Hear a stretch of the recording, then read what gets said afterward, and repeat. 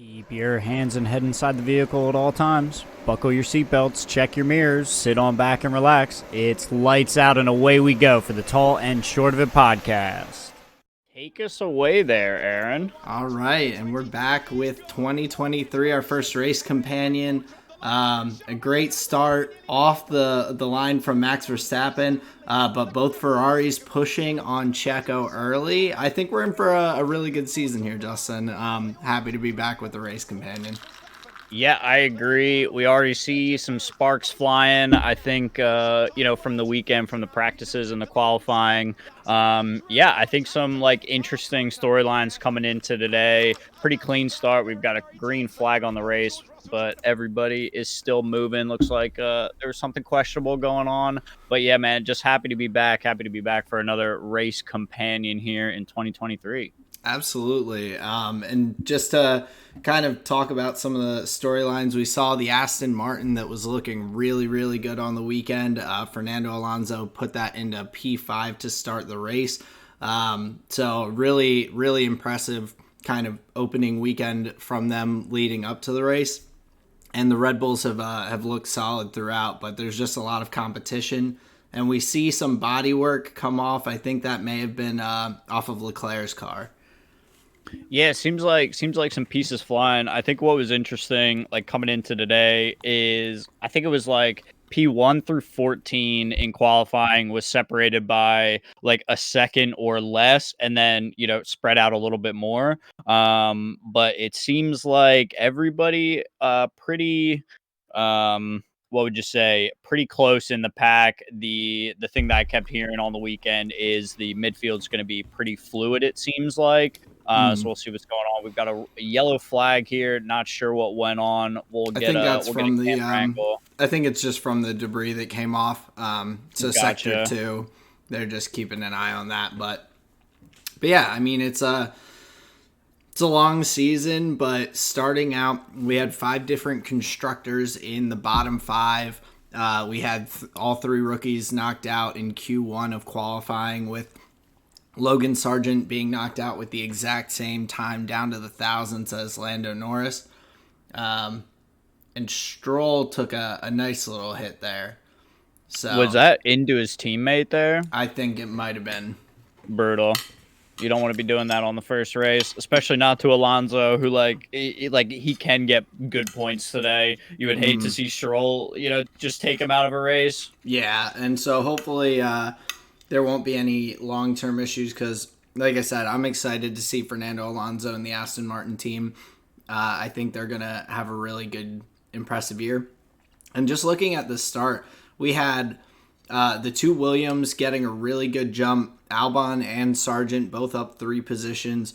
Valtteri Bottas is up 4 positions from his start, so a good start from him as well.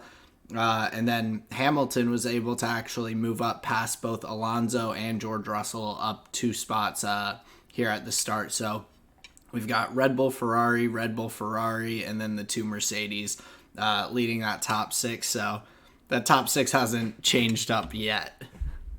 Yeah, it hasn't changed up yet, and it's interesting hearing from Hamilton this morning. He was talking about how the Aston Martins and the Ferraris may be who he's battling, but worried that the Red Bulls are just going to be too far gone, and the what would you say murmurings of some possible Hamilton and Alonso battles, being that they are Alonso's 2 back from Hamilton right now. I think that would be a pretty classic little duel to have on the track, and it's interesting where now Alonso's car is in a position to be racing there, so we can see 2 true greats going at it. Oh, absolutely. At the near top of the field. Go ahead. Yeah, no, I mean, with the world championships between them and all both of their experience, Fernando being the most experienced F1 driver of all time in terms of race distance and everything, that could be some really interesting battles. We got to see it a little bit last year with the Alpine being so fast in the straights and the Mercedes trying to make up for that, but I think that the 2 of them will have plenty of opportunities to go at it this year. Mm-hmm. Yeah, for sure. We're getting a replay of the start. Seems like Checo had to do some fast maneuvering to keep behind his teammate Max there. Yeah, that was Lance on his teammate right there. That's brutal. Yeah, Alonso comes on the radio, just starts bitching. I mean, I would too. yeah. That's fucking annoying. Yeah, Lance just came into that corner way too hot. He wasn't gonna be able to make the turn. But we also saw Nico Hulkenberg, after a really good qualifying, end up dropping some spots here at the beginning. Looks like there in that replay we're seeing it was his end plate that actually came off, which was the debris in sector 2 that caused that yellow flag, or the yellow flag for sector 2. The flashing flag right there at the start. Yeah.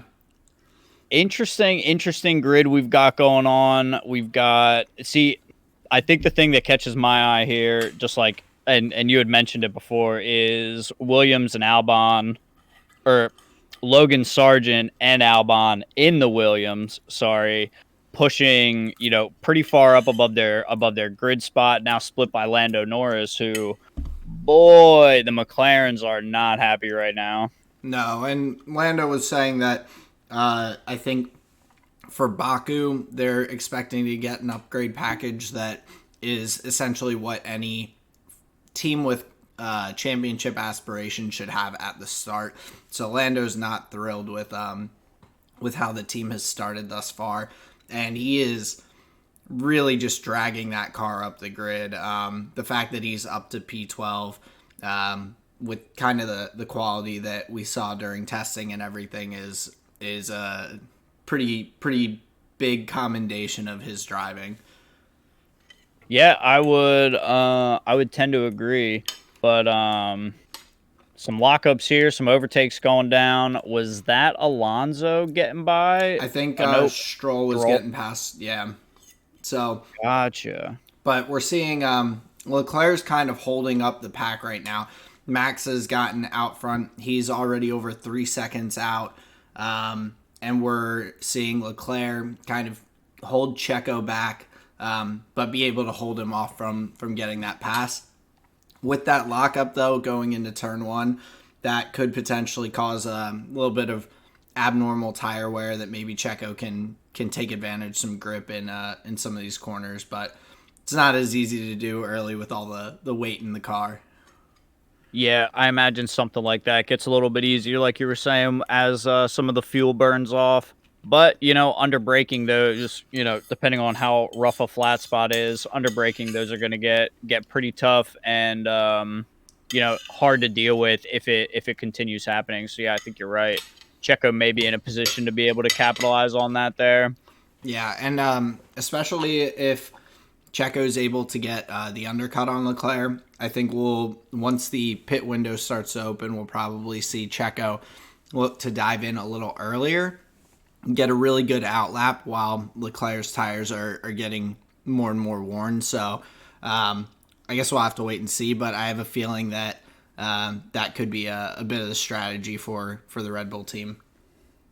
Yeah, one of the Red Bull pit members is going to have to pull that little visor flap off of Sergio Perez's. It looks like that's a sensor there on the front of his car. He's got one of those little visor things flapping around. This is going to be somebody's job there on the pit wall. Aaron, I just wanted to check in, little fourth wall break here. We don't have Jamie here in the chat. Do we need him in the chat? No, we're good. Roger that. Back to the racing. Yeah. Since we just do this as the video on YouTube, we won't need that. Good call. But we're seeing Stroll and Alonso still hanging up there. So really the top 8 have kind of shaken out to be the teams that we're expecting towards the top. So really right now in this race, I think that 9-10 spot are going to be the biggest battlegrounds here. It would be amazing for Williams to get points in the first race of the season. That would be pretty huge. But Ocon and the Alpine as well, they had a really rough qualifying and a pretty tough weekend so far. So him being up there with Gasly still learning the car and everything and having a tougher weekend, I think could be pretty big for the Williams squad. Yeah, I would tend to agree. And I didn't really realize this, but some of the camera angles, we're in like an 8-9 car little DRS train if they've got the DRS, which they must at this point. But yeah, there are just so many cars in a line here running actually like very close together. This is not something we're really used to seeing. Yeah, not a DRS train this far towards the back, because that's with Lando Norris in 12th, with Logan Sargent right behind, then Yuki Tsunoda, Nico Hulkenberg, Piastri, Zhou, Guan Yu, Pierre Gasly, and Nick DeVries, all with being in there with DRS, and then Kevin Magnussen, who I believe must have come into pit after getting some damage. Actually, I'm not so sure. Maybe he started on the hard tires. So, but he's losing time on those hard tires nonetheless. I don't think he did stop, but he's probably losing time to the soft tires on the hards, but also with the damage to his wing. He's probably struggling a little bit right now. So, not able to hang in there on the DRS. Struggling, and that puts him in a position where, I mean, the team's got to run him longer. He's going to have to, wait past the first pit window and then go in after. That's going to put him in, a hopeful position once those pit timings come around. But yeah, he's going to be in no man's land back there for a little while. And depending on, I mean, Max and Leclerc, are they going to be lapping him soon? Man, he's just going to be in the way. Yeah, it's going to be tough. But as we see the other drivers, since there are so many so close, we could see Magnussen on those hard tires move up as far as probably 7th or 8th with all of the pit stops. So it's going to be interesting to see how early those come through. But speaking of Max and Charles up there at the top, Max has pulled a almost 5.5 second gap on him. Checo is just inching his way back into DRS of Leclerc, so he's only he was 1.05 seconds back just a moment ago. So he's slowly getting himself in position to potentially go after Leclerc there and take that P2. Yeah, well, and take it back. Leclerc got a pretty good start, got the overtake done, and now it's just going to be up to Sergio to hunt him back down. But yeah, 5-second lead out in the clear for Max. That's pretty solid. And we see a Mercedes running wide there, running together. No, I think that's George. They said Hamilton. I'm pretty sure that's George Russell with the green. So yeah, that's the nice thing of them doing the different helmets and different colors on the wheel little wings there. You can differentiate it a little bit easier, which is cool. Yeah, and to be fair, I hope that's something that other teams kind of do or pick up on, and maybe they do just in not as obvious ways. But yeah, I have to say, and especially like for these, race companions or anything, calling who is exactly in the car is like kind of tough sometimes. Oh, absolutely. If you don't like see the car, reference the table, kind of check yourself, check your work. So yeah, that's just like helpful when you're trying to talk about it on the fly. So I really like that from Mercedes. Yeah, it makes it a lot easier. But yeah, with Russell going wide there, he's still chasing Lewis down. I think he was saying over the radio he feels like he has a little more pace than Lewis, and it kind of looks like it at the moment. So Leclerc and Ferrari are going plan A. We're not tumbling down the alphabet too quickly, at least so far. So that's at least a good sign that their strategy is about what they expected. I've often thought about the, plan A, plan D, plan C. Part of me wonders if that's not like, I want to hear like Operation Windfall. I want to hear Plan Zagat, Might be just streamlining communication a little bit to just go with some letters, but I think that would be funny. funny, and I mean, you get a little bit of like espionage subterfuge, because then the like spies on the teams, they actually have to do some work instead of just like, can they do the alphabet? Um, It's so fair. I'd So be mix it up a interested. little bit where it's not just like oh they're going to their second, third, fourth strategy. Kind of hide what they're doing. Yeah, you know how the baseball coaches, throw those crazy signs. They're Yeah. doing all that kind of stuff. That's what I want in Formula One.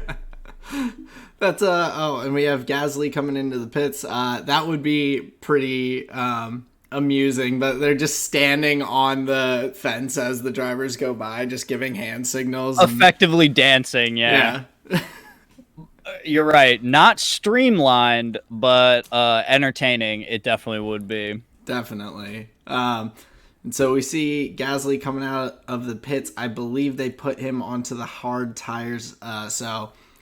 Seeing that first driver pit and fall back 21 seconds from Magnussen.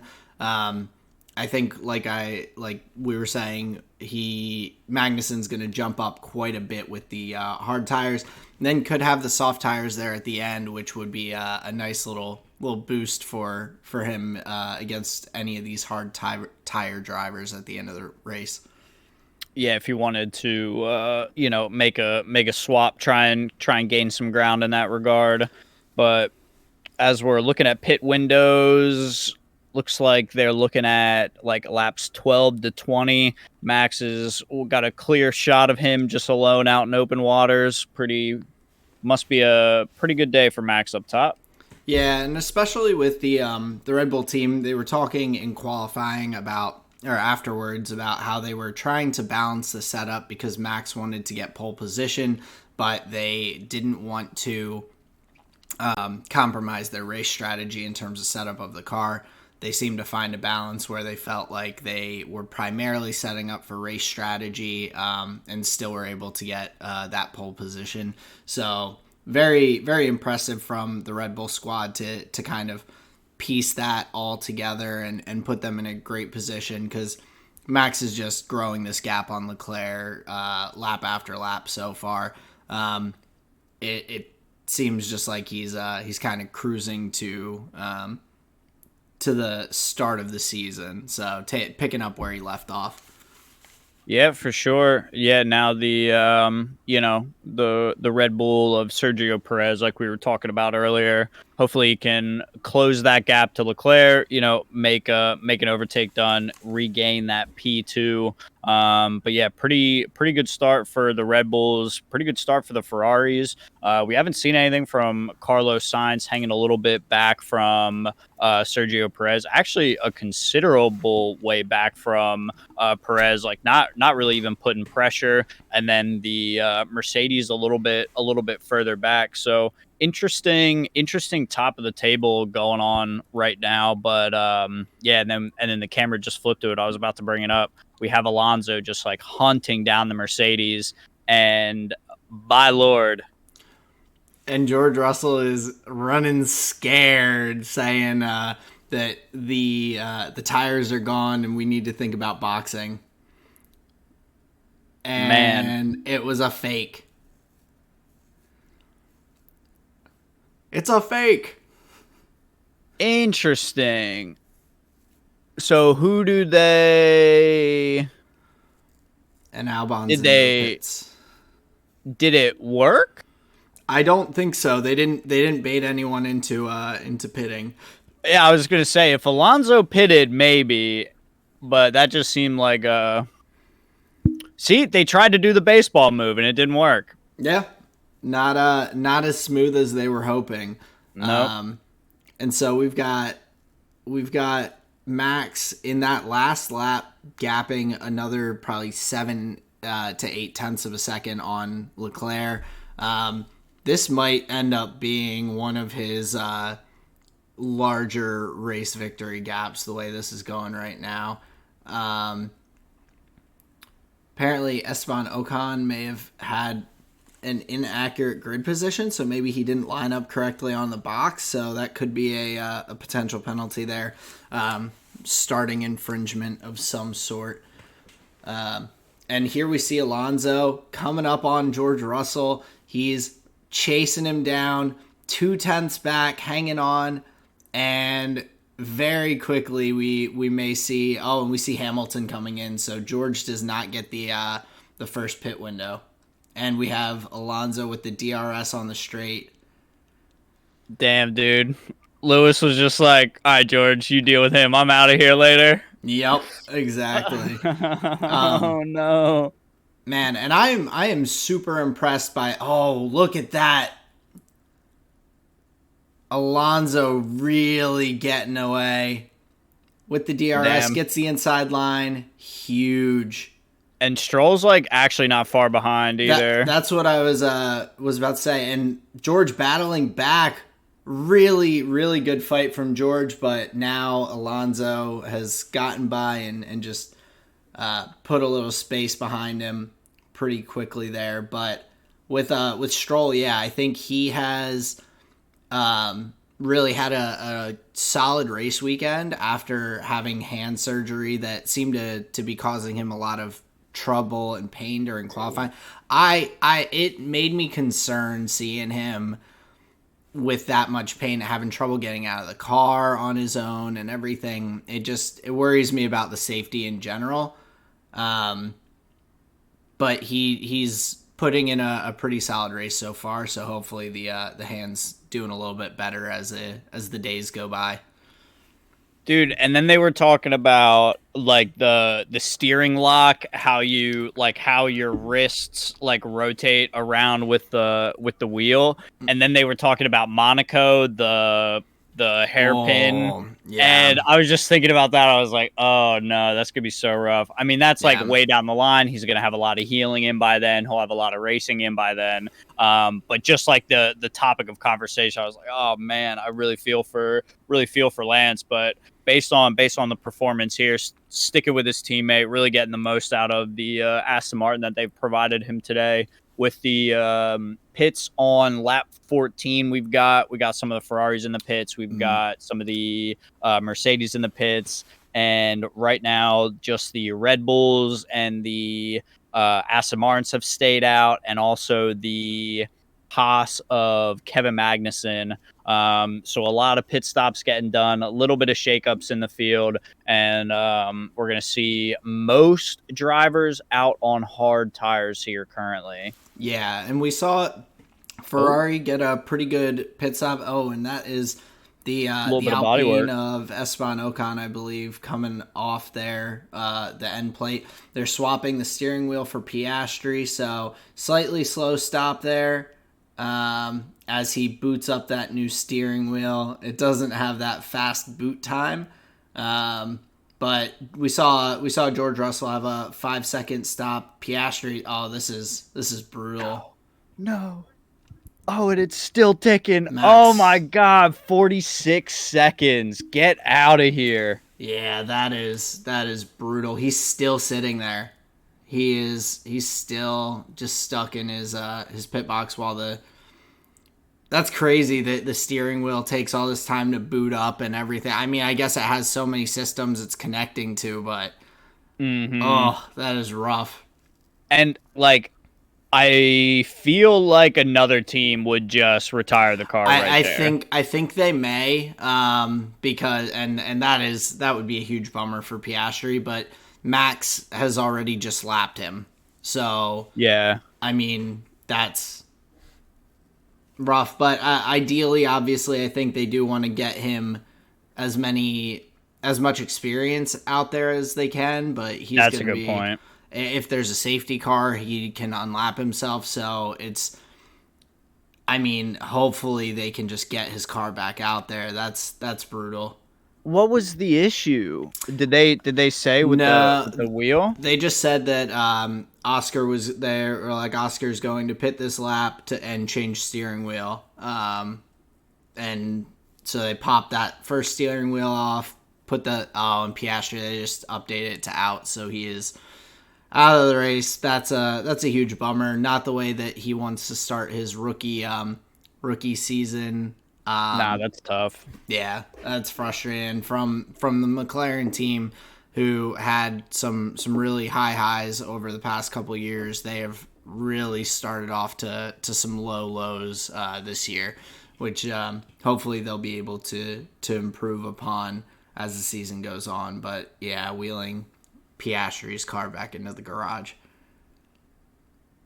Really tough. And we didn't even see, I mean, he was even getting like some good overtaking done. It looked like he was racing pretty well. So just a mechanical failure there with regards to the wheels. So we'll just Yeah, look forward to seeing him next race. Hopefully conditions improve there for the McLaren squad. yeah. I really would like to see that, especially I want to see what Piastri can do. But I do enjoy watching Lando Norris race as well. But Lance Stroll going in, getting his pit stop, and Alonso now with Russell very close behind him. So tight after the pit stops. It seems like that slight undercut that I think Mercedes did worked out a little bit for them on the hard tires here. Yeah, because now you put Russell in a position of chase, give him that good opportunity to retake Alonso there. We have Valtteri getting the better of some of those pit timings, gets up into P6, further increasing that climb. That's one of the teams that has been a little less mentioned here is the Alfa Romeos. It looks like they have a pretty good package compared to last year. So we'll see what they can do in some of these races. But right now, Valtteri doing pretty well. Yeah, and I think yeah he went for the earlier stops really worked out well, but it does just depend on, I guess, what strategy these drivers are going for. There's probably another stop for each of them coming up later on in the race. So being on the hard tires, you may see someone try and take them all the way to the end. Maybe we'll see Albon when he pits, or some of these other guys when everyone else is going to take their third pit stop. See some of these guys on the hard tires be able to stick out there a bit longer. Yeah, and it seems like that's not really a strategy that every driver is capable of. Yeah, or It every seems car. Yeah, Sure. Okay. There you go. It seems a little riskier, a little. You have to be confident that your car is going to have the grip combined with the pace in those, like, or no. What would you say? You have to be confident that your car has the grip in those low. No, has the pace in low grip scenarios because your wheels have right. melted off. That's what I was going for. I gotcha. And Checo's coming into the pits, so we'll see how this goes. They are coming with another set of softs, so a very different strategy for Checo. He's going soft tire, and maybe a hard tire at the end. So really, it looks like the first person to. Oh, and that was a clean pit stop, 2.4. Nothing crazy, but just nice and clean. Well, what's interesting about so we see soft to hard for a lot of the teams. Now we're seeing Checo go soft, and then have to find a different compound later. There's that's creating dissonance in my mind compared to the qualifying, where they were talking a lot about the medium tire here for this weekend. So I'm surprised that teams haven't gone that option, or maybe teams are going to go with a medium for the second stop. But Maybe. right now, it seems like the medium being avoided. And the only reason I bring that up is just because teams have been talking about it yesterday and during the free practice sessions on Friday. Yeah, and so maybe it's just like a strategy decision that but it would be interesting to me to see teams use all three tires on the weekend. Yeah. That's not super common. It seems like typically it's a like softs and mediums and hards, like that kind of balancing act. But it would be interesting. And Lando Norris into the pits for, I guess, Okay, so he came in to potentially troubleshoot something. So his second pit stop of the day and down at the back of the grid. So this is a real rough one for McLaren. Dude, and even like I would argue, a pretty record low. I mean, we had some not great performances from them last year, but overall, like Norris did pretty well. But this is, I would argue, pretty unprecedented here from the McLarens. Yeah, I didn't expect them to be struggling this much. Um, it is interesting seeing how some of things have shaken out and drivers are getting a little closer together. Hulkenberg and Magnussen have kind of fallen into their positions near each other towards the bottom, which I think surprises me a little bit. But one thing that I just have to keep in mind is really these first few races of the season, I think are, and we're seeing Lando Norris's pit stop, 11.7 seconds. I think doing some troubleshooting on his steering wheel maybe as well. One of the team members was reaching into the car there, but what I have to remember is that as we're going through the first few weeks of the season, these cars are still very much iterations of last year's car. So even though Haas has more funding this year, they're going to be able to spend up to the budget cap and everything.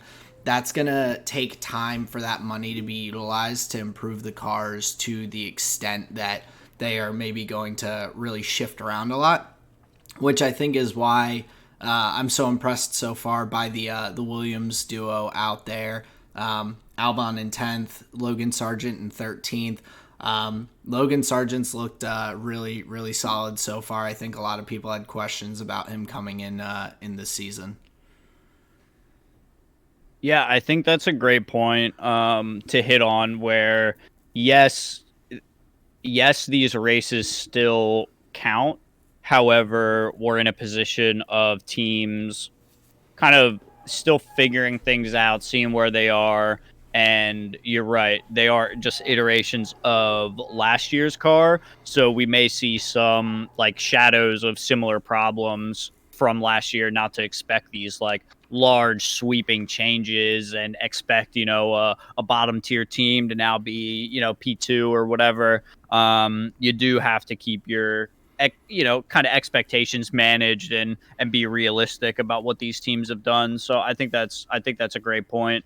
But yeah, as far as teams that are kind of performing outside of that, yeah, I think the Williams is a great call. I didn't see too much of Logan Sargent in like qualifying in the free practice. There were a couple other storylines I was paying attention to, but yeah, based on today's performance, I think Sargent may have a pretty good understanding of the vehicle. Yeah, and I mean, looking at the three rookies, he was the top of the three in terms of qualifying performance, just barely being knocked out of Q1 while we had De Vries, I think, end up down P19 and Piastri maybe P18, somewhere around there. Also, I did miss noting, so Verstappen and Perez are both on the same strategy of the soft tire, soft tire. I didn't realize that Max went on to the softs as well. I thought he went to the hards just because that's what everyone was doing. Oh, okay. So the two of them out there, and Checo just put in the fastest lap as he's looking to chase down Leclerc here. We got Lando Norris on the radio coming in about something. So Lando, his team was on the radio to him saying that Ocon is the car ahead. Esteban Ocon came into the pits and served his time penalty incorrectly, so he is going to get another 5-second penalty on his next stop. So there is the potential for Lando to chase him down and maybe start looking to catch up to the Haas team. So looking at Ocon's penalty, he went Tough to really tell what happened there. so he, I guess, was out of the box, but then when he came in, they immediately started changing the front wing on the car. So they didn't. They would have had to wait. Yeah, they didn't wait the 5 seconds. Oh, gosh darn wing team. They're never in sync, man. The wing team is kind of just extra there, and Checo putting in another fastest lap. So back to back, little lockup from Leclerc, but Checo is on the hunt. Yeah, and closer. I imagine pretty soon within DRS range. So give him a couple laps, and he'll be able to close that gap down even more. I'm sure. Looks like 2.5 gap Perez to Leclerc, and yeah, once we hit these DRS zones, it'll just collapse. Yeah, it's gonna be tough for, especially with Checo on the soft tires. He'll be probably looking to pit right around like maybe early to mid 30s in terms of laps. So maybe going on to the hards for the last little bit of the race. So Checo really has to utilize these soft tires now to kind of build a little bit of a gap to Leclerc. Mm-hmm. Yep. That's for P2. Leclerc like way far behind Max at this point. And then Sainz pretty far behind that little battle. So it seems like the front of the race is kind of spread out a little bit more. And then we have and then we have the Mercedes and the Aston Martins running, pretty close, a little further back. But it seems like with the pit timings, everything's spread out much more. Yeah, I think it was, and Checo putting in a third fastest lap in a row, just back to back laps. But yeah, I think the teams and the mechanics in the pit lane are definitely having a tougher time to start. I think it's just the hiccups from the start of the season and everything being a little rusty. We've seen from multiple teams now having slow pit stops. George Russell with a 5-second pit stop. Oscar Piastri coming in and having to come out of the race. Then, of course, Ocon, we just talked about in the Alpine with his pit crew not serving the time penalty properly. So just really a tough start for the teams as a whole. As we're now on board with Lando Norris chasing down Esteban Ocon. Kind of the tightest battle on the grid here at the moment.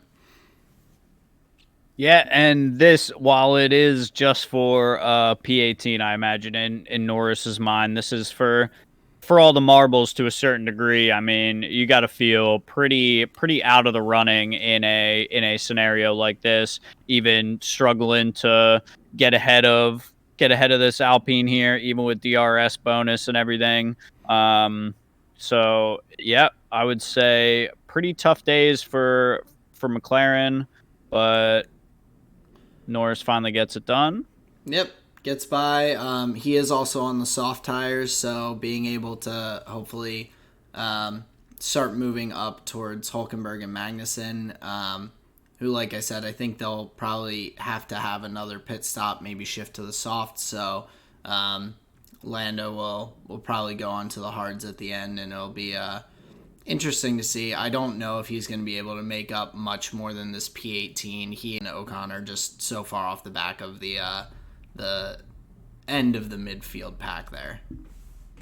Man, that started in 5th, now down in 18th. That's a really rough day there. Really rough day.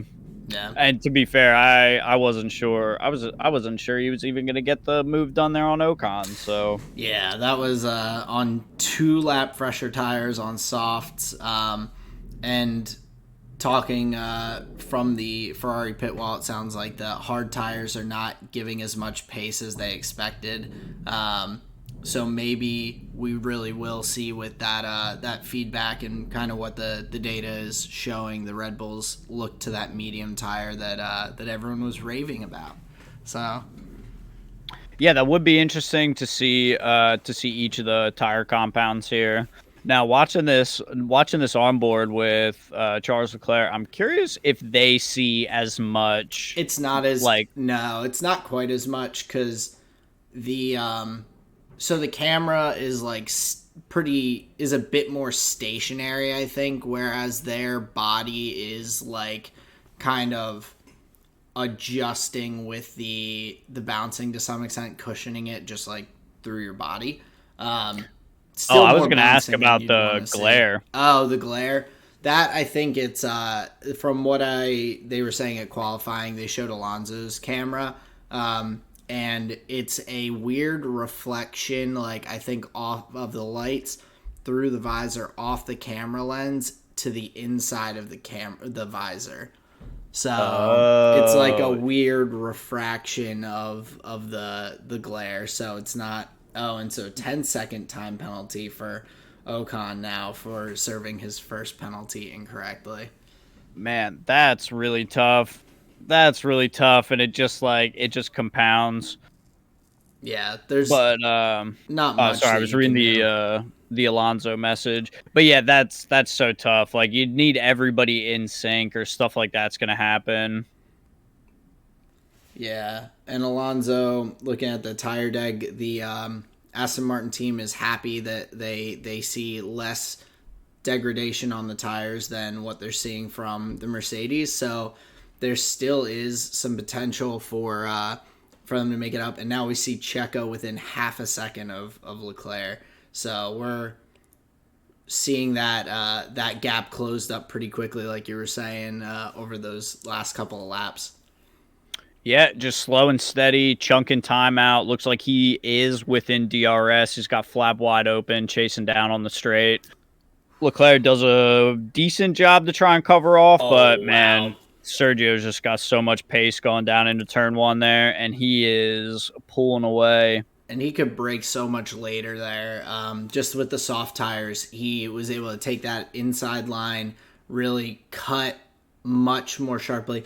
Those camera angles throw you off so much. It looked like Checo was like gonna sweep right in and have Leclerc like come into his side, and he was just had a gap there. It's so tough to tell. Hmm. Yeah, the Formula One cameras are they do a great job of showing these cars in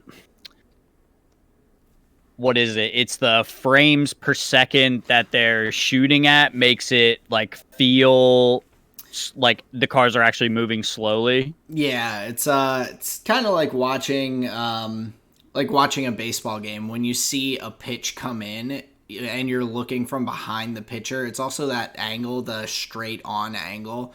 When you see a Hmm. pitch like from that straight on, you're like, "Oh, that doesn't seem that fast."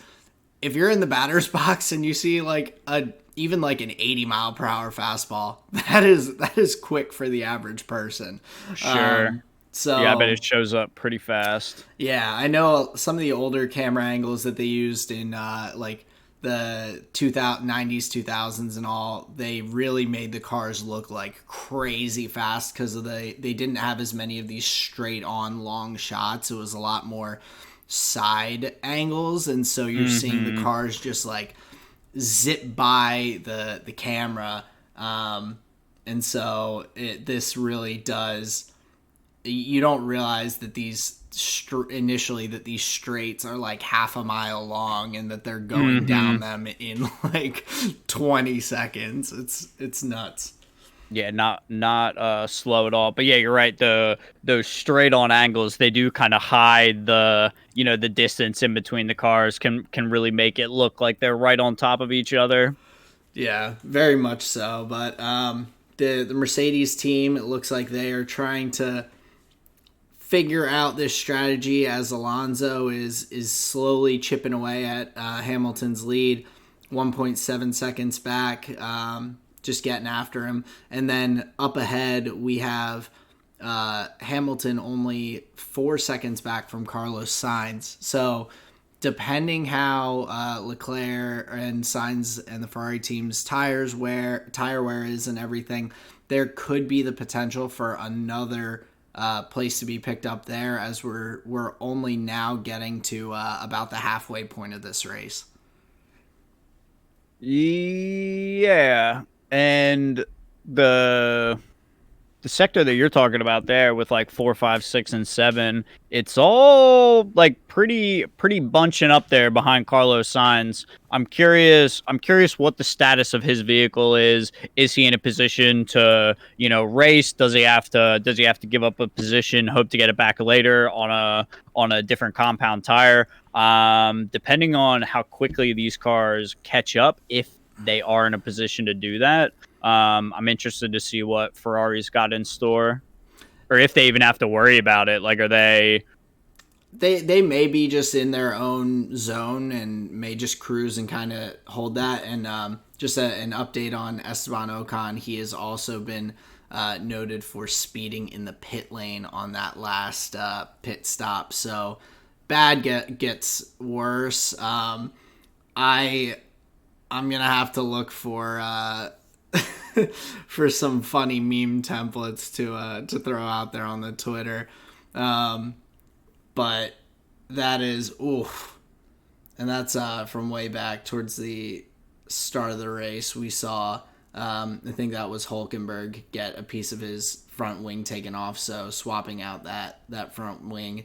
A lot of little bits of damage that we're seeing in this first race. Everyone's a little rusty. Well, I'd rather people, having just little little pieces of bodywork knocked off as Oh, opposed to straight getting taken out of a race. oh, and it looks like it's probably a hydraulic issue. They were and Esteban Ocon getting another penalty. 5 more seconds, so he has now 15 seconds he has to serve. But Lando Norris swapping onto those medium tires now, and during his pit stop, getting some hydraulic fluid, it looks like, put back into the car for some whatever the issue is that McLaren is having. So Yikes. Hopefully they're going to be able to get that solved before the next race. They're not going to want a repeat of something like this, man. Holy hell. no, most definitely not. So it's gonna be tough for over the next couple of weeks. But I'm gonna step away for just a second, Justin, if that's cool. Yeah, no worries. We'll keep it rolling here. Got a shot of, what are we looking at? We're looking at the Williams and the Alpine there with who's behind him? Looks like Yuki Tsunoda there in the Alpha Tauri. Little bit of close running down the pit straight. Man, this has been what would you say? It's been an interesting race. I think driver to look out for still right now is Fernando Alonso.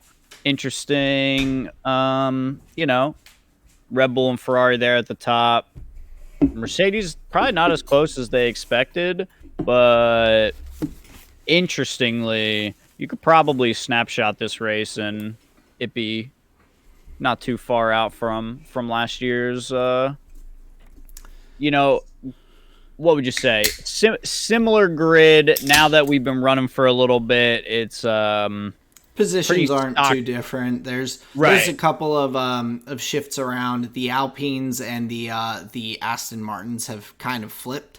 But outside of that, I'd say it's pretty normal. We see Valtteri Bottas in the points there so far in P9. But yeah, Stroll and Alonso, when they've had a good car, especially, I mean, really both of them, when the pink Mercedes thing was going on for the I guess it was Racing Point team at the time. We saw Lance Stroll have some good performances, had some good ones in the first year with Aston Martin. And of course, we know what Alonso can do with a good car. He's a multiple-time world champion. So the two of them taking advantage of the work that the team did leading into this year.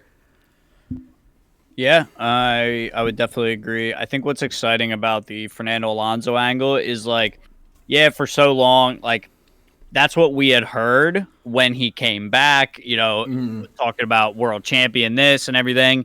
And that's cool. You just want that to kind of manifest in like the current racing, right? mm. So it's interesting to see that finally like kind of come to fruition and be and him kind of embody the praise that people had given him when he came back into the sport. Yeah, definitely. He's someone that it was hard to know. Like he came back and wasn't in a great car. And so it's like, does he just not have it? Is the car not good? I don't know.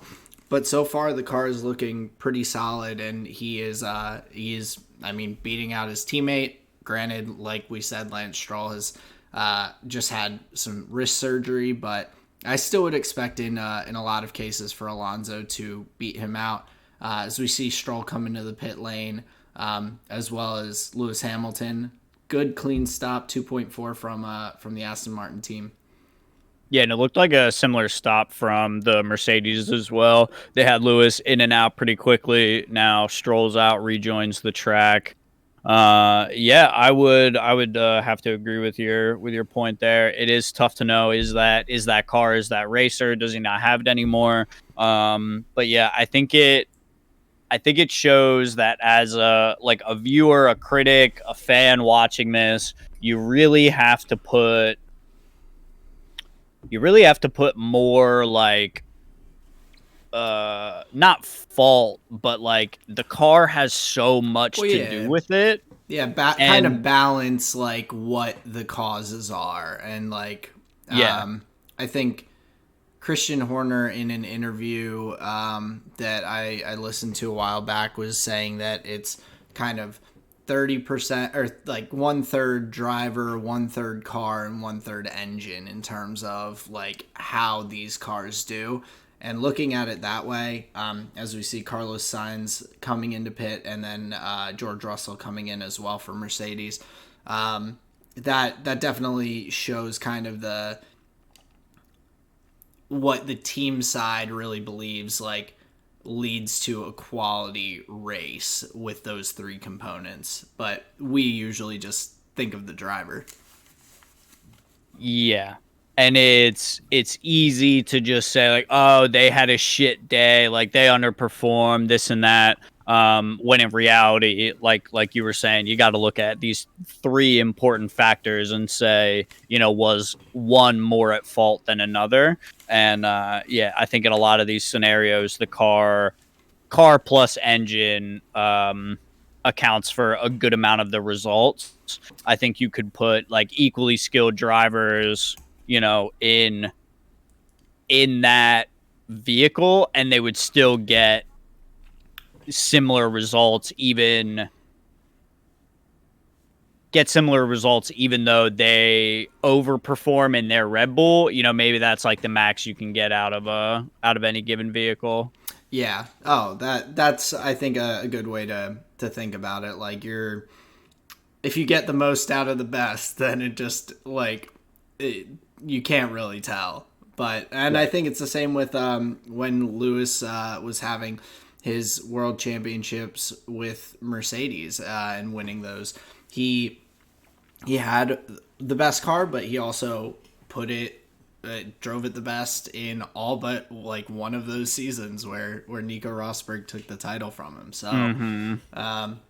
we saw Lance Stroll there coming out after his pit stop and getting George Russell back, putting a little bit of space. So I think lap fresher tires and getting out ahead of him. So pretty good for Stroll and Alonso now. Well, Stroll just took the fastest lap, but Alonso up there in P4 ahead of Carlos Sainz after his last pit. Yeah, I was just gonna say that was that an overtake or a pit stop? And I guess Sainz had gone in for new tires. So another set of hard tires for Carlos Sainz, and Fernando just hanging out there in P4. We'll see. Maybe he is looking to push those current hard tires and get on some softs at the end, but Sergio Perez is about 14 seconds back of Max, and so Ocon was just told about his 15-second penalty. That's going to be a brutal pit stop to watch. Yeah, I hope that's they going to be show it all. one steaming Frenchman at the end of the race. I can't imagine he's going to be like too happy about these penalty. And to be fair, whatever, don't do the crime if you can't do the time. But yeah, that's just like a lot piling up, and Yeah. he's the only one incurring them. Like it feels like like it's Logan Sargent went out of track limits. Delete Ocon's time. Oh, Yeah. DeVries touched Logan Sargent. Give a 5-second penalty to Ocon. Yeah, well, it's not entirely on him, unfortunately, with his team not serving the penalties correctly. Right. He's taking the additional brunt of that, but the speeding in the pit lane, the not being in the correct box coming out, and everything for the starting grid, those are just dumb mistakes. Like those are not things that someone with as much experience as Ocon has should be making. But these things happen. So Yeah, it'll happen after a winter break. He didn't do the break reading list. He forgot everything he learned last year. That's unfortunate. yeah, pretty rough. And now Lando Norris has a full stop in hand. We see Checo coming into pit, going onto the hard tires. So we're seeing the Red Bull go soft, hard for the tires, and staying off those mediums. It looks like Lando Norris is the only one. Oh, and that front jacker almost got taken out, dropped a little slowly there. Looked like Checo tried to was ready to get going. Damn, it would have paid dearly. Yeah, that would not be too exciting, but Checo with still a pretty fast stop, 2.7 seconds. Alonso coming into pit, so this is going to be the big thing to see with Alonso on these new hard tires, if he's going to be able to chase down Sainz and Leclerc up there. Going to be coming out just behind Lewis Hamilton as well.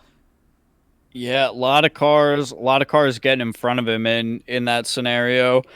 Hopefully, for his sake, he'll be able to battle some of it back. But that's the last stop I imagine Fernando's going to be making, so he'll be free and clear to get some good work done. Yeah, and sorry, I was lost track for a second. Yeah, that front jacker had trouble getting it up, and then looked like the jack maybe broke or something. I don't know. Not ideal, but Red Bull still pulled off a decent pit stop. Now 38 seconds back from Max, but Max will still have one pit stop to take. Oh yeah, okay, gotcha. That makes sense. I imagine they'll probably get that done here shortly, but even with that, it seems like Max still has some pretty good distance in between him and Checo, like for his concerns. But overall, still like that's a great day for Red Bull. Get the 1-2 out of qualifying, keep it during the race. A little bit in contention with some of the Ferraris, but overall, I think pretty clean strategy here from the Red Bulls. But curious what the Ferraris could have done differently if if they were looking for a different strategy, a similar strategy. Obviously, they went on the hards here as opposed to the double soft. So maybe they're expecting to get some advantage here when that first Red Bull pits again. But yeah, interesting race here from the two. What would you say, like, contenders? Yeah, and I think the part of that may be as well with and they're having Max come into the pits, but part of that as well may just be that the Ferraris have had more tire wear last year with their car and the balance and everything, and so most likely will still have some of those issues this year, as we see a pretty good stop from Max, about 2.5 seconds or so. But with the extra tire wear, I think that may have been what pushed Ferrari to go soft with soft tire first with 2 hard tire sets after, as opposed to the soft, then hard. But also just looking at the back of the points here, we've got Alex Albon kind of gatekeeping that last point position. Pierre Gasly just half a second off, but has been that close for a couple of laps now, hasn't been able to get it. Yuki Tsunoda there as well in that DRS train with the 3 of them. And so even when he leaves, you can't get Pierre away from Yuki. Nope, they're bonded in some weird way. Yeah, Yuki is chasing after Pierre's love. But Fernando Alonso putting in a fastest lap and right on Hamilton's tail. This is the racing we were talking about. A very nice move. Oh, he like slid in the corner. Did they have contact? I don't think so. No, I think Fernando like lost his rear. Oh, okay. Yeah, it looked like he just like slid a little bit. I mean, he's still right there. He literally didn't lose any time. He's just going to be able to hunt again at the next DRS zone. But he may have used a bit of his energy reserves, which is the forget about that. Yeah, tougher part, using the overtake. But he has the DRS here in the slipstream of Hamilton. Not quite enough pace, but that could again be Lewis using some energy to make up for not having that DRS. So I think as it's going right now, I'm expecting Alonso to pick up this position relatively shortly. We'll see the DRS come open again on the pit lane straight here in just a minute or so. Have they changed the way the hybrid engine works? I haven't seen any of the lights on the tail of the car indicating the energy harvesting. No, so they're still there. It's just, I think when we're seeing these close battles, teams aren't harvesting any energy because they're trying to maintain their positions.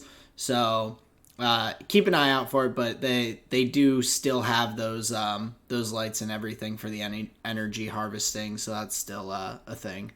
But, gotcha. Yeah, I didn't figure I would see any here. I was just thinking about it in like for the race in general. Yeah, so but I'll keep my eye out. And Alonso again getting a good and the back of that car just sliding around, but Alonso takes the inside line.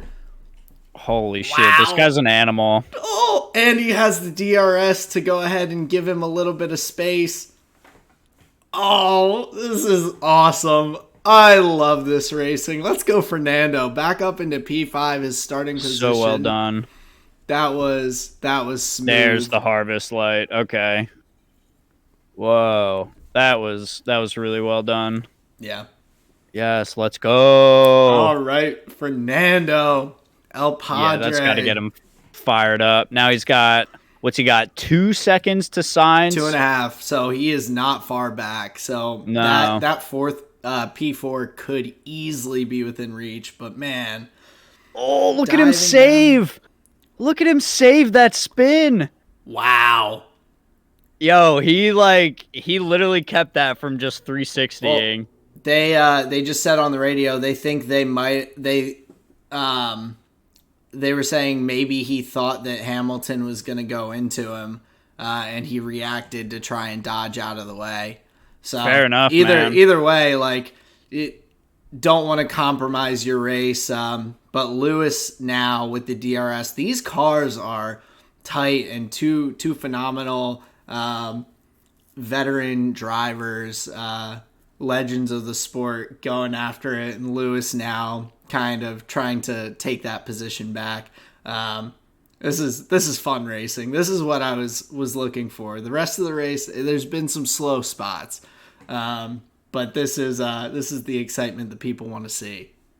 Yeah, big time. And like you were saying, not too far away from Carlos Sainz in the Ferrari. And yep, just as we're talking about it, seems like the striking distance is 2 laps from Fernando Alonso in the Aston Martin to Carlos Sainz in one of the Ferraris. And I think from there it'd be a pretty tough ask to claw back any spots. It seems like Leclerc and the Red Bulls are pretty far out, but I do believe Sainz is like well within Alonso's race here.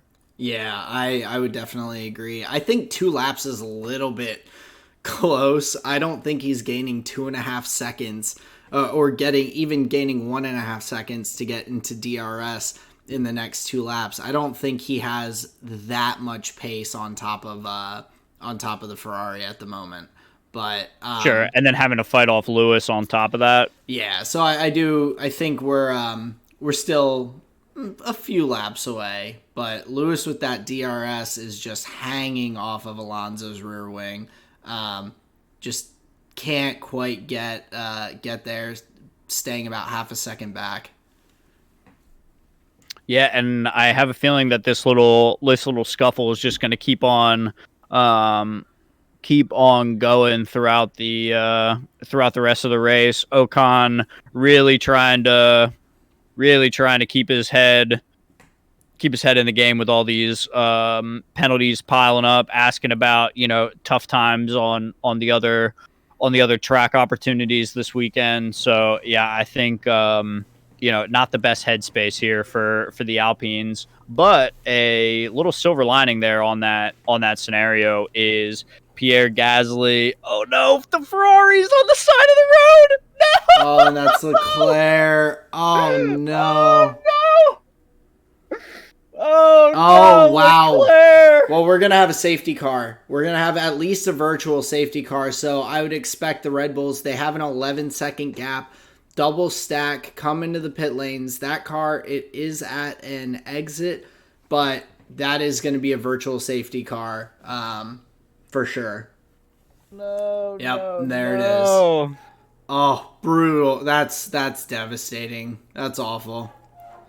So, virtual safety car. Oh man, wow. But this now has just opened the door for Fernando Alonso on the podium. Dude. Well, and I'm sorry, even I'm more not than cheering for that. Leclerc to be out at all, but I'm very excited about Alonso so far. Well, yeah, and because they're gonna if this is a virtual safety car, they do like a rolling restart basically, so that like bunches up the field, right? So Alonso actually has a position to like get more than P3. Well, with the virtual safety car, all the drivers have to reduce to I think 70% of their speed, so or something like that. So it won't necessarily bunch up the field because everyone is at the same reduced speed. They have those deltas that from point to point on the track they can't be faster than. Oh, I'm Where silly. I'm where thinking of a full a full safety car safety car, restart. yeah. But here we Okay. see the Red Bull team coming out, soft tires, and it looks like Hards for Max. Max, I guess, coming into the pit lane. I'm not really sure what's going on. I do feel for Leclerc. Me too.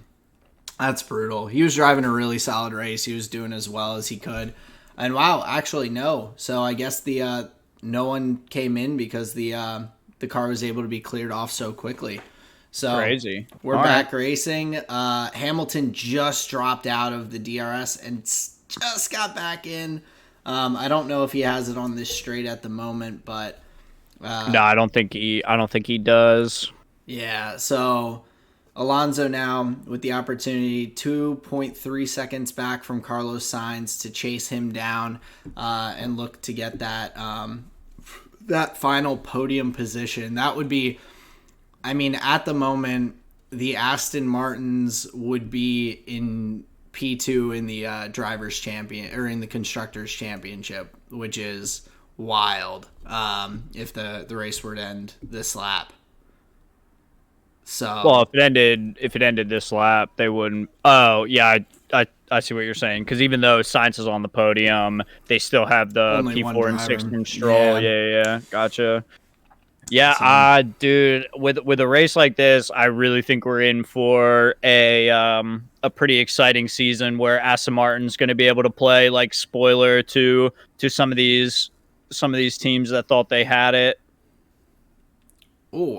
really exciting little bout there. We see Yuki Tsunoda get past his teammate shortly after Pierre Gasly gets up to P9 past Alex Albon. So Gasly has made the best of a tough day for the Alpine team. Yeah, for sure. And we got is that Guan Yu Zhou following the two Alpines here? The Or not two, Alpines, the yep. Alpha Tauris. So he is right there as well. Valtteri has stayed up in that P8, having a nice race. Just kind of in no man's land. He's 13 seconds off Russell. He's 18 seconds ahead of Gasly. So a weird spot for Valtteri. I feel like that's a spot he's been in before though. About 10 seconds back from Lewis and 10 seconds up on the Red Bulls. Not that long ago, in my memory. Yeah, he's gonna be pretty familiar with that territory. Just looking to see his season here overall. A bit of a what would you say? An exciting year last year for the Alfa Romeo driver, making the change from Mercedes there to AR. Was that Ocon in the pits and Yep. So he's retiring? Yep, retiring the car. Darn. They're Too just many stacked up penalties. taking the L. And I mean, at this point, I think with the McLaren team, Norris is just probably trying to get as much data as they can get with the rest of this race, because they did have the testing where they missed out on some opportunities, unfortunately, with things not being ready and some mechanical issues. But we see. Yeah, so What that do we was a see? really nice move from Yuki Tsunoda, fighting off Zhou Guan Yu and then taking the inside path on his teammate De Vries to take that position from him. So Zhou also just got past Nick De Vries.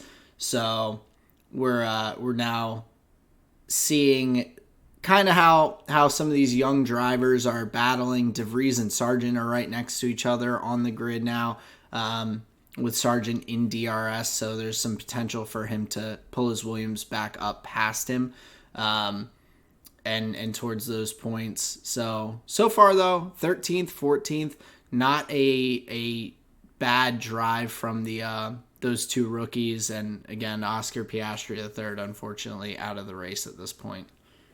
Well, and interestingly enough, they're all on soft tires, so I think there's still some room for some shakeups there to happen if they've all got these, really quick tires. And we've got now, checking back in. We've got Alonso right on Carlos Sainz's gearbox. He's going to be within DRS range, and based on the rest of the race, I don't think it's going to be long before Sainz gets deposed here. Yeah, and Carlos, his team was telling him to try and protect the position, and it's like, yikes. I mean, what else is he gonna do? Just be like, come on, Mr. Alonso. But Fernando, Try to settle it diplomatically. Yeah, but Carlos came back and said that if he pushes on the tires, he doesn't know if he'll make it to the end. So we have a tough position for him with Alonso right there on his gearbox in the slipstream. Oof. Oh! Little tire touch. Getting racy through the S's.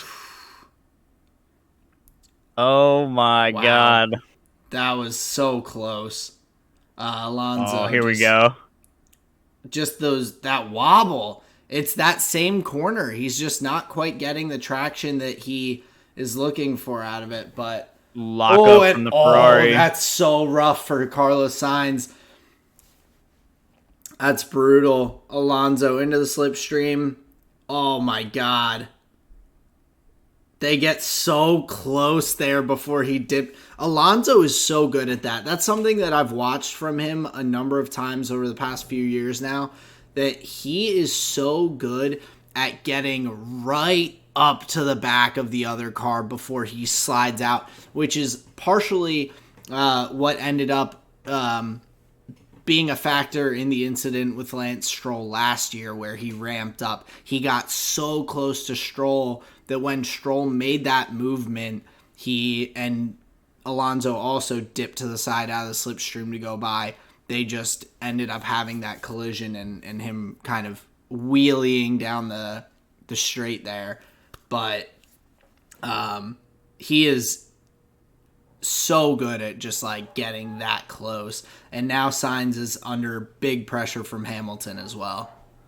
Yeah, because what that move from Alonso allows is like you increase that speed delta as much as you can before you break that slipstream, and use that speed now that you've gained to shoot by your opponent. And yeah, I think Alonso is one of the more exciting ones to watch with a move like that, getting right up on their gearbox. But yeah, like you were saying, Carlos Sainz now under threat again from Lewis Hamilton in the Mercedes. Everybody just coming for Carlos Sainz's position here today.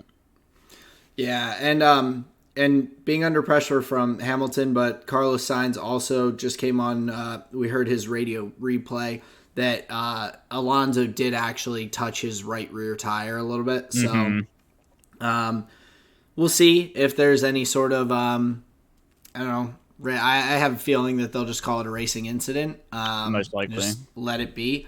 But either way, Alonso hopefully will be able to put a gap between him and Sainz. And he's now a Carlos Sainz fan, hoping that Carlos can hold up Lewis just in case there would be a penalty of any sort. But I think the Ferrari power has just a little too much pace for that Mercedes to catch, but Lewis is right there. Yeah, he's getting close in these DRS zones. I was gonna make a joke, and then Lando Norris right behind Lewis Hamilton. Yeah, I saw that. I'm like, oh, just tough. I feel yes, so he is there, but he is. A whole he's I minute think back, hoping that the DRS can drag him back up the grid a little bit. Yeah, but there you go. A tough spot to be in, and Lewis is really bottlenecked here by Carlos Sainz now. So this is tough. Lewis was losing time to Alonso, but now he's really just being jammed up, and Sainz is holding that up. But yeah, Lando Norris with the DRS on Lewis Hamilton. That's I guess kind of one of the better spots to be on Lando's side, to be able to fly right along there. Yeah, because I mean, even in the back, I would imagine it's still pretty frustrating to drive behind like slower drivers. So at least like being at the quote unquote back of the pack, you still, behind people who are still actively like in a race and moving forward. So he himself doesn't have to just get stuck behind these guys. Yeah. It definitely helps, but like I really hope that and the Aston Martin garage is just antsy waiting to see if Alonso can hold on. But yeah, like it's hopefully McLaren will be able to utilize whatever data they're getting to try and make improvements. The fact that he is at the back and holding on is... Mercedes are sponsored by Rolex, right? Or is it just for like F1 in general?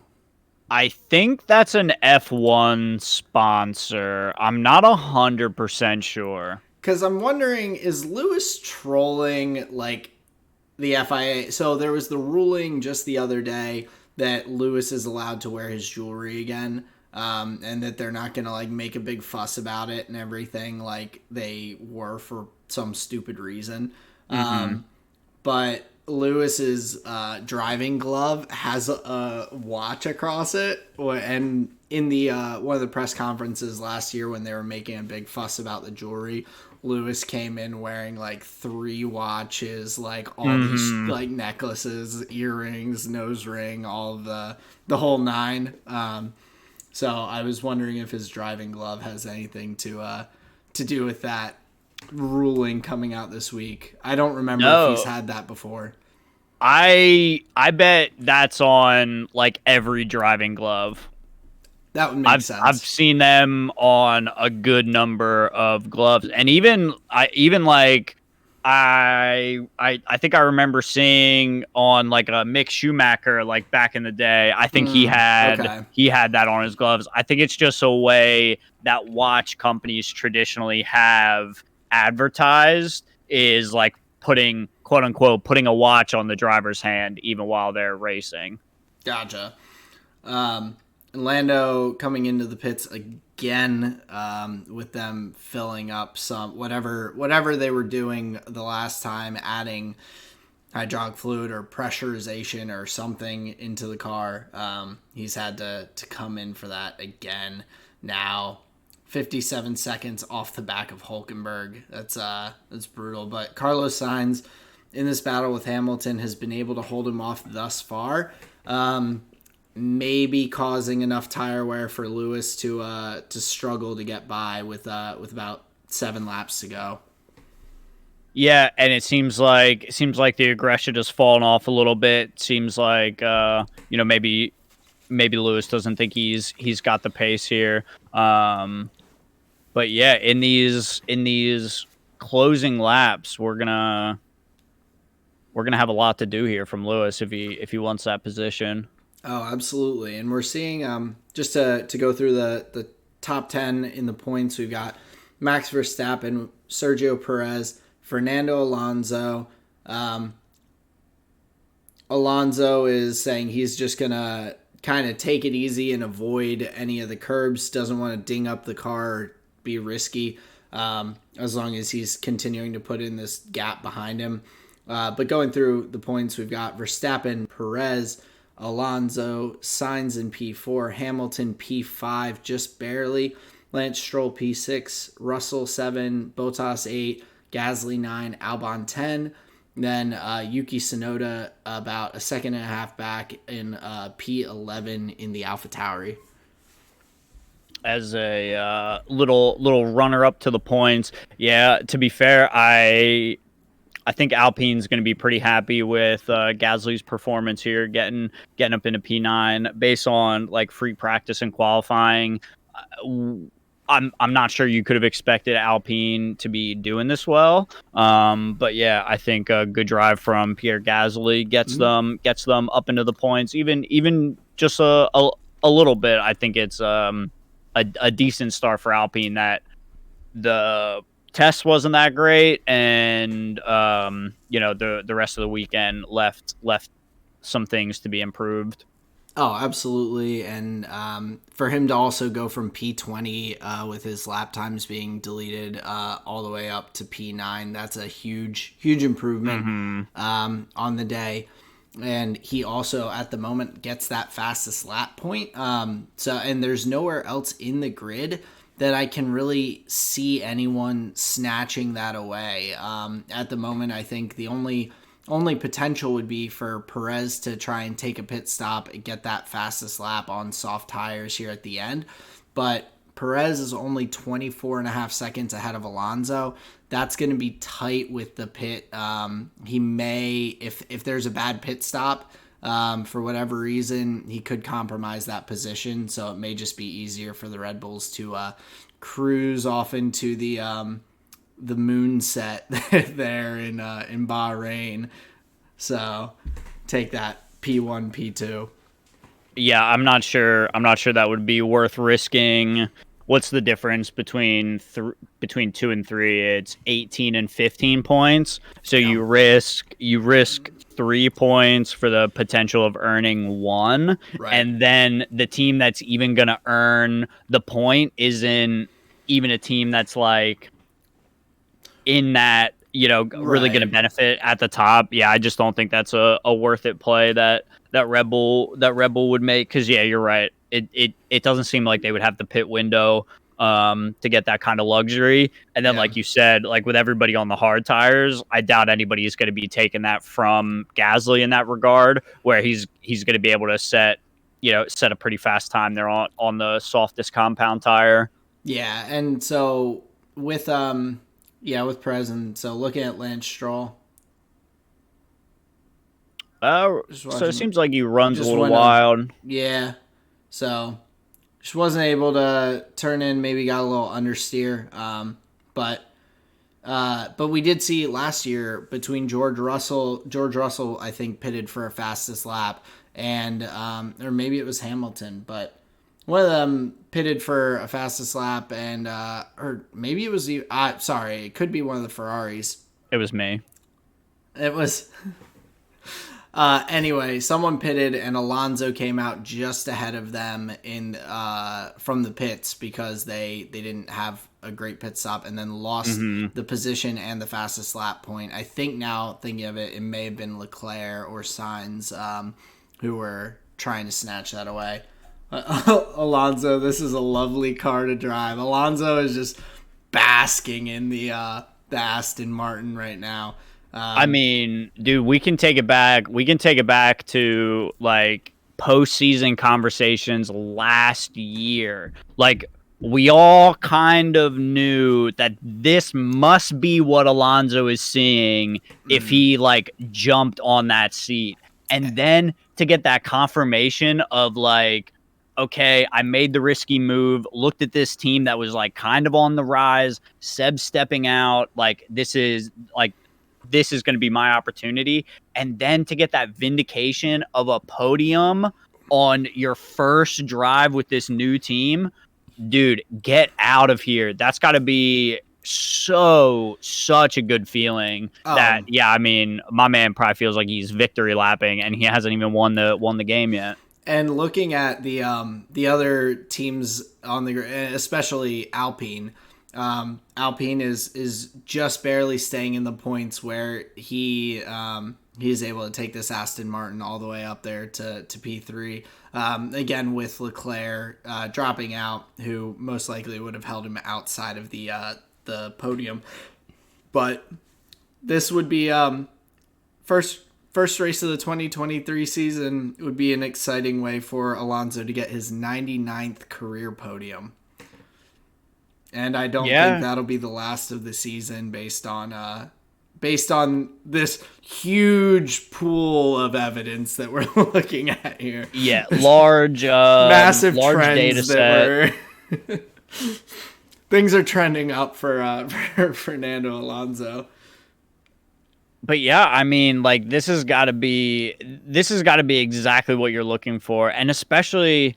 And I only know this number because they said it earlier. We're 17 years out from his last world championship. Wow.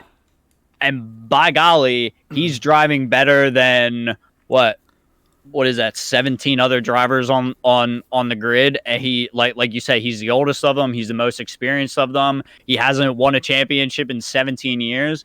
And he's like, obviously, he's had a couple years back in the car since then, but this Aston Martin move really, really seems to be working. And obviously, like it's the easy storyline to latch onto. But like, by God, based on I think it was free practice 2, and then based on some of the qualifying, I mean, this Aston Martin looks like one of the fastest cars out here, just with him in the seat specifically. Yeah, well, and This is the scary thing for Red Bull. Red Bull is now they've fucked up. They've fucked up where the leader of the FP first practice 2 or free practice 2 in week 1 has gone on to win the championships every year since 2017. And Alonso was first in free practice too. And now there's the double curse if Max can finish P1, because the driver who wins the first race of the season has come P2 in the Drivers' Championship for the past however many years as well. So what I'm saying is Fernando Alonso, third world championship. It's based happening. on curses. Yeah. Based on curses and voodoo. No, actually, we're just waiting for Max to just slam on the brakes right in front of the finish line to Just have Checo Perez just swing by, be like I've played every Madden guy. I believe in curses. Oh man. But yeah, Alonso on the radio just blowing his team, just saying thank you so much. No, he was asking how far Lance is off of Hamilton. So 3 laps to go, he wanted to know if Lance was going to get that position. So Lance 4 seconds back, probably not, but Lewis was not able to ever get that pass done on Sainz. Sainz held him off, so that's big for Ferrari to be able to have held him off, even though they lost that position to Alonso. Holding on to P4, that kind of softens the blow as much as it was going to. Yeah, softens the blow, but like what's crazy is you go into this race saying like, all right, Red Bull, Ferrari, like they're definitely top contenders, and then with a Mercedes close behind, and an Aston Martin that can play upset, like we're gonna leave Bahrain with a Ferrari that's like, well, at least they were able to get something, and like we're just right back into this. Oh, are they gonna have performance issues? Like, here we go again with the engines. And it's like, no. I thought that was last year. For performance issues, Ferrari has added Cialis to one of their sponsors.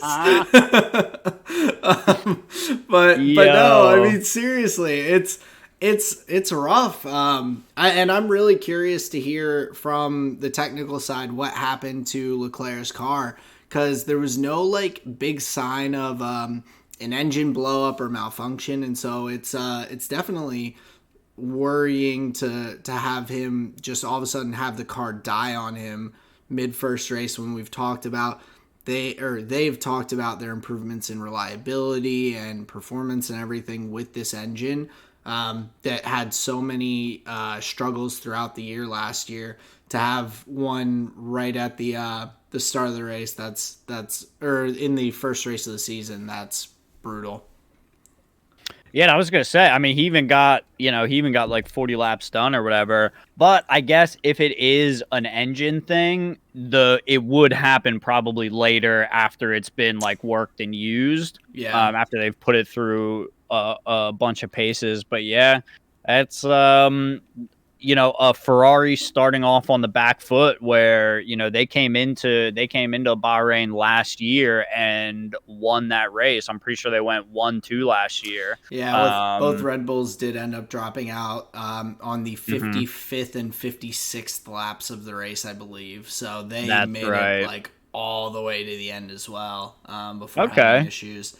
So maybe just a little bit of flip flopping here, Red Bull and Aston Martin catch the benefit of it this year, where Ferrari caught the benefit of it last year. But either way, storylines aside and voodoo curses behind us, it's just not a great way to start out for Ferrari. And like, honestly, dude, let it be like a tire puncture or something for it to be, from our perspective, exactly the same issue that was rearing its head last year, like engine reliability issues. It's just like, oh man, we're just right in the same spot. Yeah, and it's tough. Like, if they're going to be dealing with that all season again, that's going to be brutal. We're watching Max, though, come around, picking up right where he left off. This is now he has gotten a win at the only track on the schedule that Checo had won at that he had not. So now he has the win here in Bahrain. 1-2 for Red Bull. Alonso will shortly be coming behind in P3. Just a beautiful weekend for Red Bull. Tough weekend for Ferrari, and an exciting weekend for Aston Martin. That is phenomenal for them. Fernando zigzagging down the straight. That is exciting for him. I can't wait to hear his interviews afterwards. But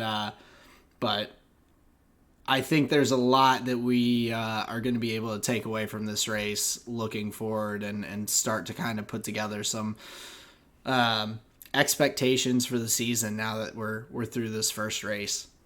Yeah, I agree. Some big surprises here. 53% of the driver of the day vote here for Fernando Alonso. I think that's where I would put my vote too. But I don't have a mailbox to send it in.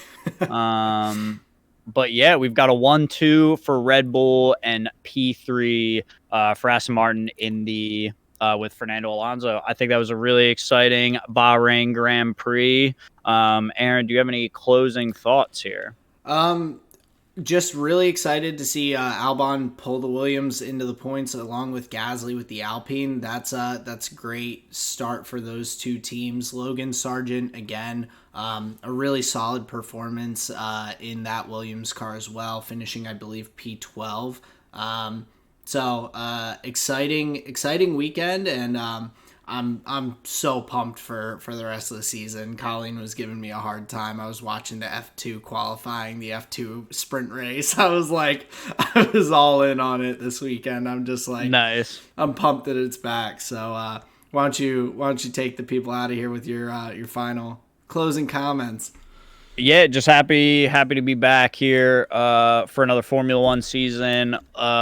Stay tuned for more race companions this year. Hopefully we'll have a couple more than we did last year. So just stay tuned for any and all things tall and short of it. But this has been another race companion. Thank you guys so much for joining us. Thank you so much for spending your time with us.